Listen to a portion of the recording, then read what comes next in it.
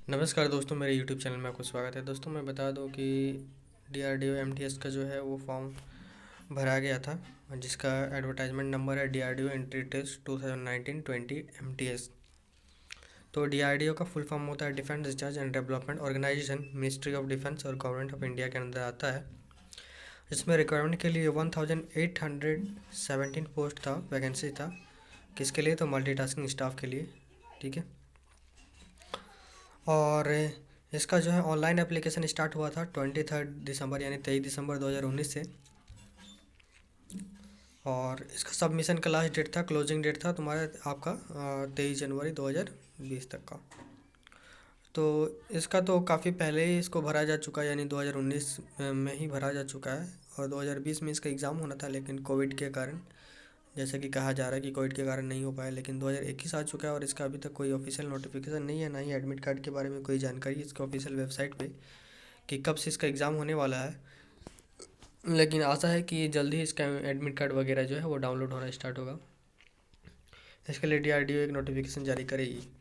तो इसमें क्या क्या पोस्ट है मल्टीटास्किंग स्टाफ के लिए, तो यहाँ पे देख सकते हैं एससी के लिए एससी कैटेगरी के लिए जो आते हैं कैंडिडेट्स वो 163 पोस्ट है, एसटी के लिए 114 पोस्ट है, ओबीसी के लिए 503, ईडब्ल्यूएस के लिए 188, यूआर के लिए 849 और टोटल इसमें पोस्ट था 1817 यानी 1817। ठीक है। तो इस तरह से पोस्ट था। और यहाँ पे इसके बारे में क्या और जानकारी वो भी हम लोग देख लेते हैं। तो इसका पे स्केल यहाँ पे दिया हुआ है कि लिखा हुआ है पे मैट्रिक्स लेवल 18,000 से लेकर के 56,900 तक इसका पे स्केल है। ठीक है। और कैंडिडेट्स मस्ट बी बिटवीन 18 से 25 ईयर, यानी 18 से 25 साल होना चाहिए। लेकिन एससी एसटी और ओबीसी कैटेगरी के जो आते हैं, या फिर NCL ESM PWD widows divorce women women judiciary, ये सब के लिए जो है उनके लिए अलग अलग तरह से उनका रिजर्वेशन है, यानी उनको थोड़ा एज में रिलैक्सेशन मिल सकता है।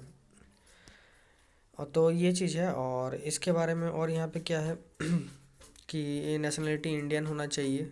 ठीक है। एज लिमिट तो वो तो मैंने आपको भी बताया है। और इसमें जो होगा एमटीएस का, इसके बारे में फ़िलहाल यही सब इसका नोटिफिकेशन में अभी पढ़ रहा हूँ कि इतना पहले से निकाला गया है और अभी तक इसका एग्ज़ाम नहीं हो पाया है। तो डीआरडीओ को थोड़ा सोचना चाहिए और एमटीएस का जो एग्ज़ाम है उसे जल्दी लेना चाहिए, ताकि जो हमारे अभ्यर्थी जो इसके लिए तैयारी कर रहे हैं वो जल्द से जल्द एग्ज़ाम दे सकें। और यहाँ पे देख सकते हैं कि यहाँ पे जो आ, है कि एग्जामिनेशन का जो सेंटर होगा, सिटीज़ होगा, वो ये सब यहाँ पे दिखाया जा रहा है। ठीक है। यहाँ पे देख सकते हैं आगरा, अहमदाबाद, औरंगाबाद, बेंगलुरु, भोपाल, भुवनेश्वर, चंडीगढ़, चेन्नई, तो ये सारे चीज़ें हैं। ठीक है। कोची, कोलकाता, ये सब इनके जो है सिटीज़ है जहाँ पे एग्ज़ाम होने वाला है। और फर्स्ट आप टीयर 2 में अगर पास करते हैं, सॉरी टीयर 1 में अगर पास करते हैं, तो आपको टीयर 2 के लिए फिर एग्ज़ाम देना होगा। तो यहाँ पे लिखा हुआ मैं आपको दिखाता हूँ कि examination cities for tier 2, no choice for city is required to be given by the candidates for tier 2। मैंने टीयर 2 के लिए आपको कोई सिटी का कोई चॉइस नहीं दिया जाएगा, वो आपको डीआरडीओ देगी। जहाँ आपको सेंटर दिया जाएगा वहीं पे आकर आपको टीयर 2 का एग्ज़ाम देना होगा। Cities for tier 2 will be decided by CEPTAM based on the operation requirement. ठीक है। इसमें कुछ रिजेक्शन क्राइटेरिया दिया है कि किस लिए आपका क्या कारण से आपका रिजेक्शन हो सकता है। तो इसके बारे में आपको ध्यान रखना है, जैसे कि the rejection of the application will be based on the following grounds not meeting essential qualification. अगर आपका क्वालिफिकेशन अगर रिक्वायरमेंट नहीं मिल रहा है तो आपका क्राइटेरिया इसमें जो है रिजेक्ट कर दिया जाएगा इस क्राइटेरिया के आधार पर। इनकम्प्लीट और पार्शियली फिल्ड एप्लीकेशन, अगर एप्लीकेशन का आपने पूरा नहीं भरा है या इनकम्प्लीट भरा है तो भी आपका रिजेक्शन हो सकता है। Application without prescribed fees wherever applicable, तो जहाँ फीस है वो आपने नहीं दिया है तो इसके लिए भी रिजेक्ट हो सकता है। Application not received through online mode, अगर आपने ऑनलाइन मोड से नहीं एप्लीकेशन दिया है तो भी रिजेक्ट हो जाएगा। Application having blood irrelevant photo signature और अदर डॉक्यूमेंट, तो आपने डॉक्यूमेंट या सिग्नेचर या फ़ोटो दिया है वो अगर ब्लड आ रहा है या धुंधला दिखाई दे रहा है तो भी आपका रिजेक्ट हो सकता है।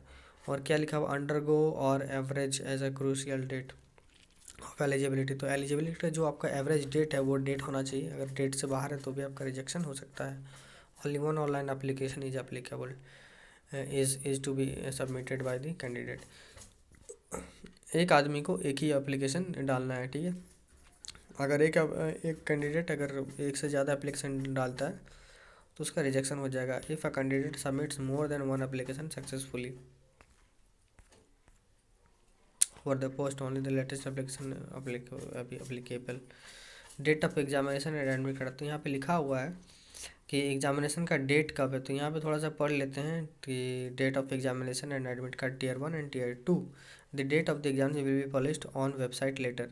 तो कहा जा रहा है कि वेबसाइट पे इसका एग्ज़ाम का डेट ये रिलीज़ किया जाएगा। The date time and venue of the examination will be given on admit card. तो एडमिट कार्ड में ही आपका लिखा रहेगा कि आपका कितना तारीख को एग्ज़ाम है, कितना बजे एग्ज़ाम है, यानी कितना टाइम को एग्ज़ाम है, और वेन्यू कहाँ है, मतलब सेंटर कहाँ पड़ेगा।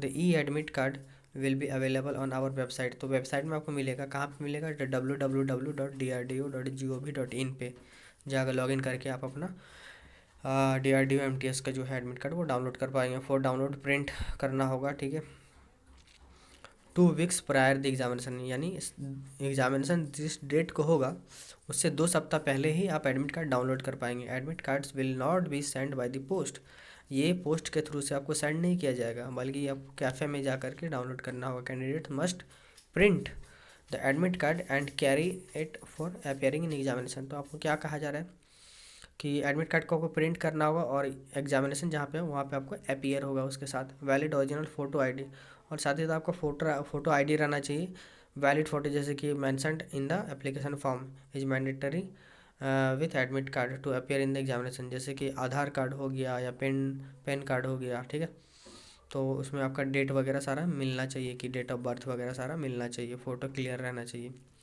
CEPTM reserved the right to divert candidates of any center to other center depending upon operational constraints।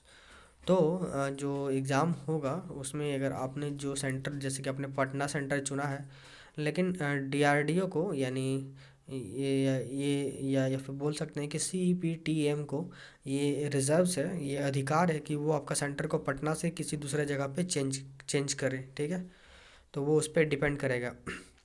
CEPTM will not entertain any request for any change in examination city, center date और shift allotted to candidates। तो जो आपको CEPTM आपको centre वगैरह देगा उस वहीं पे आपको जा कर के सिटी देगा, सेंटर डेट और शिफ्ट, उसी में जाकर आपको एग्ज़ाम देना है, ठीक है। Mere issue of e admit card to the candidates will not imply that their candidature has been finally accepted by the. तो एडमिट कार्ड जो आपको मिलेगा वो आपका कैंडिडेट्स का will not imply that their candidature has been finally accepted हो जाए, ये कोई क्लियर नहीं हो सकता है। देखिए यहाँ पे सिलेक्शन प्रोसेस के बारे में दिया हुआ है। तो क्या है सिलेक्शन प्रोसेस, तो लिखा हुआ है selection process will consist of tier 1 जिसको स्क्रीनिंग बोलेंगे एंड टीयर 2 जिसको फाइनल सिलेक्शन बोलेंगे। तो 2 होगा, tier 1 tier 2 as described in table 1 ने। तो देख सकते हैं tier 1 and tier 2 will be conducted in computer based test, यानी टीयर 1 और टीयर 2 जो होने जा रहा है वो आपका कंप्यूटर बेस्ड टेस्ट होने जा रहा है, CBT होने जा रहा है। फिर आगे क्या लिखा हुआ है कि टीयर 1 टीयर 2 तो आपका CBT हो जाएगा।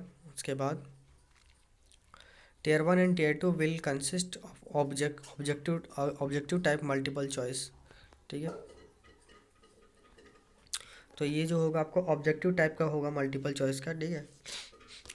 और क्या कहा जा रहा है इसके अलावा, multiple choice questions only, there will be no negative marking for wrong answer. और यहाँ पे क्या लिखा जा रहा है, सबसे बड़ी खबर कि यहाँ पे कोई नेगेटिव मार्किंग नहीं होगा, ठीक है। The syllabus of the examination will B commensurate to essential qualification required for post। the medium for the examination will be Hindi and English. तो आप जो आपका जो मीडियम होगा एग्ज़ाम का वो हिंदी में होगा या फिर इंग्लिश में होगा, इसके अलावा कोई अन्य भाषा में नहीं होगा। Tier 1 examination is for screening and tier 2 is for final selection, यानी टीयर 1 जो है उसमें सिर्फ पास कर जाना है, वो स्क्रीनिंग है, लेकिन टीयर 2 आपके लिए इम्पॉर्टेंट रहेगा, तो टीयर 2 में आपको पास करना होगा, ठीक है।